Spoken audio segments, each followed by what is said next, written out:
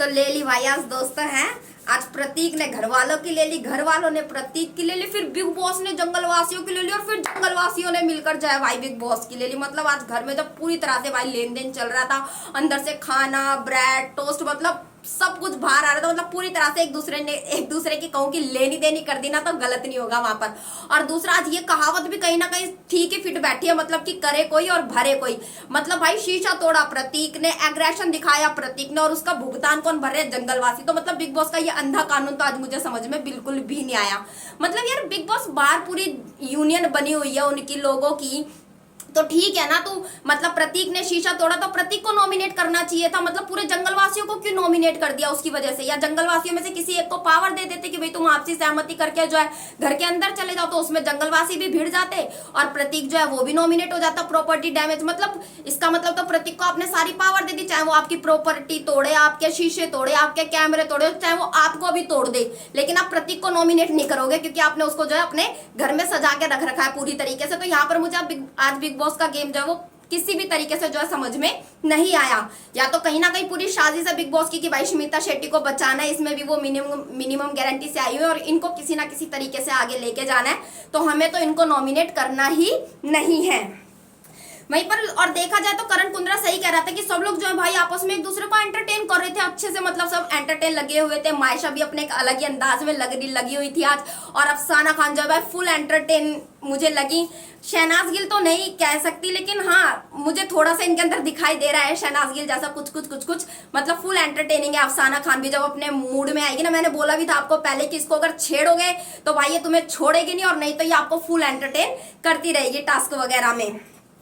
और मायशा भी जो प्रतीक के साथ मतलब थोड़ा बहुत लगी हुई थी, अपना कुछ करने की कोशिश कर रही थी, वो भी तो इन सब के बीच में ना कहीं मुझे ऐसा लग रहा है कि प्रतीक ये फील कर रहा था कि यार मैं तो दिख ही नहीं रहा हूँ, बाहर के सारे जंगलवासी दिख रहे हैं, अंदर की सारी फुटेज अफसाना लिए जा रही, तो मैं तो कहीं दिख नहीं रहा हूँ। तो भाई उसने वही अपना पुराना गेम शुरू कर दिया कि तोड़ा फाड़ी, ये वो अग्रेशन, गुस्सा दिखाना, जानबूझ के अंदर घुसना, जानबूझ के लोगों के ऊपर चढ़ना, और जिसके चलते उसने भाई घर के शीशे वीशे सारे तोड़ दिए। लेकिन प्रतीक का ये गेम ना भाई 1 दिन 2 दिन 3 दिन 4 महीने का ये गेम है, तो ये गेम इसका ज्यादा दिन चल नहीं पाएगा क्योंकि लोग ना इरिटेट हो चुके हैं। भाई आप लोगों का पता नहीं, लेकिन मैं तो पूरी तरह से इरिटेट हो चुकी हूँ प्रतीक का ये वाला गेम देख देख के। अब पब्लिक कुछ अलग चाहती है भाई उससे।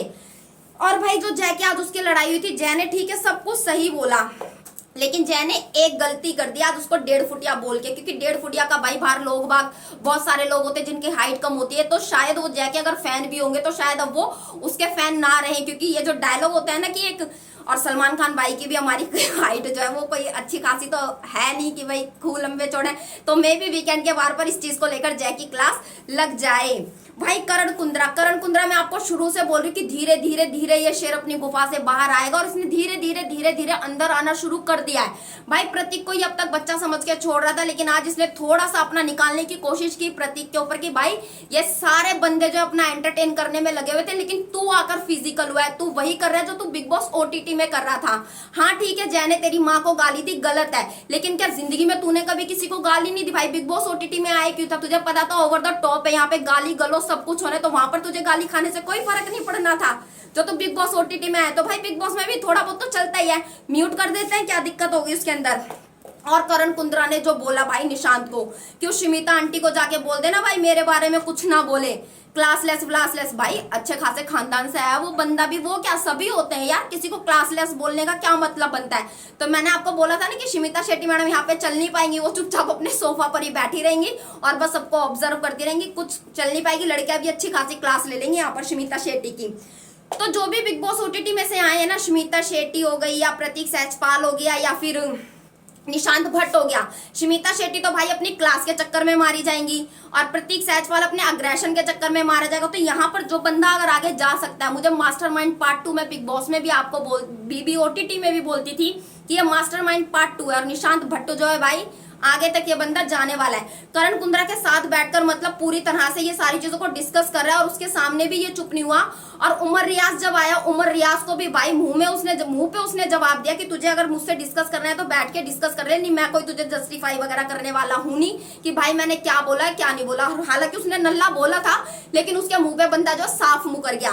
तो मास्टरमाइंड पार्ट 2 में आपको बता रही हूँ, निशांत भट्ट जो है इन दोनों से, स्मिता शेट्टी और प्रतीक सहजपाल से ज्यादा अच्छा गेम खेलेगा।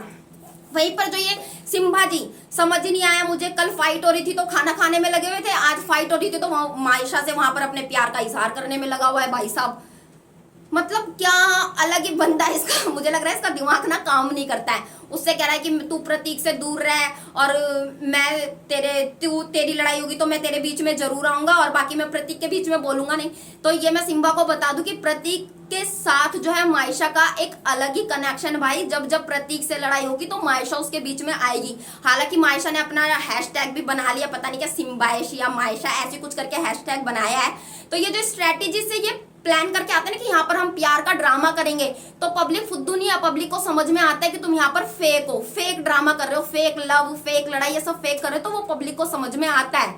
अभी से तुमने अपना हैशटैग बना लिया, 2 दिन में तुम्हें उससे प्यार हो गया। वहां पर आकाशा सिंह जो है वो प्रतीक के साथ अपना लव एंगल बनाने में लगी हुई है, तो इससे अच्छा तो तुम उसमें लव स्कूल में चले जाओ, यहाँ पे बिग बॉस में क्या कर रहे हो।